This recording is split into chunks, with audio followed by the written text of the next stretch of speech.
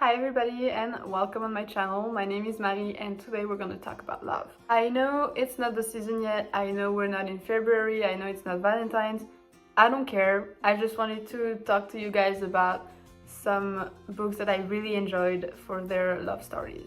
Now, if you've watched some of my previous videos, you probably know that I am not a romance girl. I don't really like reading romance for romance. I like it when it's a subplot in a story. So I've read a lot of love stories, even though I don't read romances, and I just thought that it was a great topic for a video. I read The Sun is Also a Star by Nicola Yoon. I read this back when I was in high school. It was one of the first books that I read in English when I was trying to read full-on novels.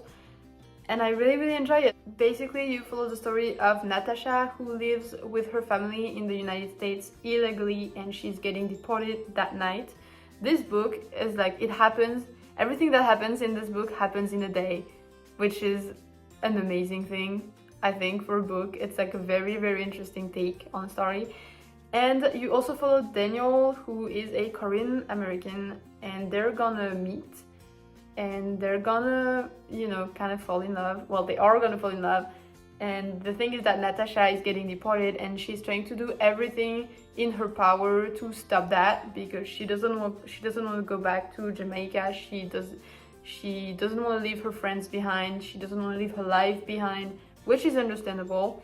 So what I really enjoyed about this book is that it made me feel like the universe had a plan for everyone, and that sometimes you don't see it right away, but then you understand that this was just like the right thing to happen.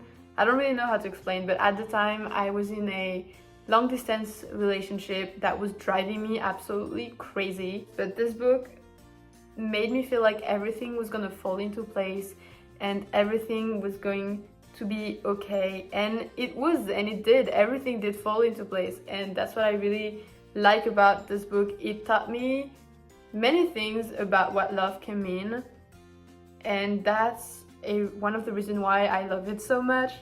Then, still in high school, I read The Night Circus by Erin Morgenstern. This tells the story of a very special circus that opens only at nightfall, and it's about two characters that are fighting each other in a game that's bigger than them, and that they don't really understand how they got there in the first place. But one of them is gonna lose, and the person that's gonna lose is gonna ultimately die. They fall in love because they can't, and the story wouldn't be the same if they didn't. And this book is very thick, which is why I haven't reread it since I was in high school. But once I'm done with my monstrously big TBR, I will do a reread of this book because from what I remember, it deserves all the praise that it got, and it is such an amazing book. And you hear that from someone who understood like maybe 80% of the book, because my English was not that good at the time when I read it.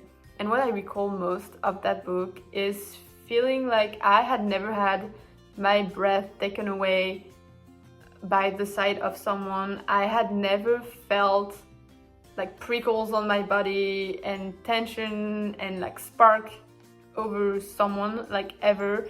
And this book made me really long for that kind of love, or for just like any kind of love. And I think it was like it was a great read just for that, because it made me want to fall in love to the way that those characters did. It made me want to feel all of that, and that's something that I had never really felt before. I don't really know how to explain that. I don't want to do a deep dive into my personal life because it's boring and no one cares, but it really stuck with me, the feeling of really craving for the same kind of love, for the same thing that they had, because it had never happened to me, and I was really dying to find out what it was like to really, truly, unconditionally love someone. I'm sorry, my tongue sometimes just doesn't work. I have to talk about This Is How You Lose the Time War by Amal and Mohtar and Max Gladstone. You're gonna see this book on my channel all the time. I'm sorry, but it deserves way more hype than it gets, and it is such a great little book. But basically you follow the story of Red and Blue, two deadly enemies who are waging a war, a time war that's going on, and they are enemies. I've said that already. Blue sends a letter to Red as a provocation, basically telling her that she sucks and that she's never gonna win the time war. And Red responds to that letter just to prove a point, and then they end up falling in love. But they can't because they are enemies, they work for opposite sides of this time war, and this book is everything I want. Like, it has it all. The love story was epic, and that's what I need when I read a love story. And it didn't really make me think too hard about love, like it really didn't. But it is such a great book, and the love story is amazing, so it needed to be in this video. I just love it so much, and I really like the concept of writing letters and falling in love through letters, because I write myself a lot, and I do write a shit ton of letters. And honestly, if I hadn't met my girlfriend the way I did, my love story probably would have been a love story with letters. I just really like it, and their letters are absolutely transcendent and beautiful, and you need to read this book. It's gonna be in every single video from now on until you read it, and then tell me what you thought, because it's amazing. And also, it's very short. You have no excuse for not reading this book because it's really, really small. It's really thin. It's a thin book, but it holds so many feelings. So please pick it up. And the last book that I have is a book by a very famous author, but no one talked about this book in particular, which I think is my favorite by her. And my friend, that book is One True Loves by Taylor Jenkins Reid. Everybody knows The Seven Husbands of Evelyn Hugo. Everybody knows Daisy Jones and the Six. And I don't understand why this doesn't get talked about as much as the others do, because this is the greatest book that I probably ever read about love. Basically, you follow the story of Emma, who marries her high school sweetheart. They live together happily for like 10 years, and then her husband goes missing. He probably died in a helicopter crash. She goes through grief, and then life happens and she moves on, and well, you never move on from someone who died, but you know what I mean. She meets someone new, and she is now happily engaged to her new love. But the thing is, one day she gets a call from her husband saying that he's alive and that he's coming home. So she starts to question everything, and I really, really liked this book because it brought me so much peace about my own feeling, about my own loves that I had over like the years. This book made me feel okay about loving new people. This book made every definition of love that I had ever read true.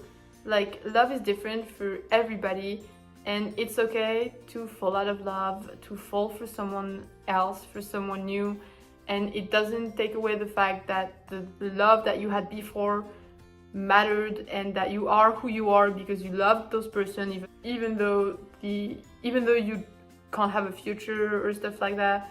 And I think it's a very powerful little book about grief and loss, and mostly love. And I think if you question yourselves like I did about love, because you get so many representations of love, that when I was a teenager I was very confused. I wanted to know what I was gonna feel like how was I gonna know that I was in love with someone, you know, because there are so many different representations. Which one is true? And this book explains that very well. Give this book the love that it deserves, and I will never recommend it enough. If you are questioning yourself about relationships, about love, you have all the answers in this very book. That, my friend, is all for today. I hope you enjoyed the video. Goodbye and see you next week.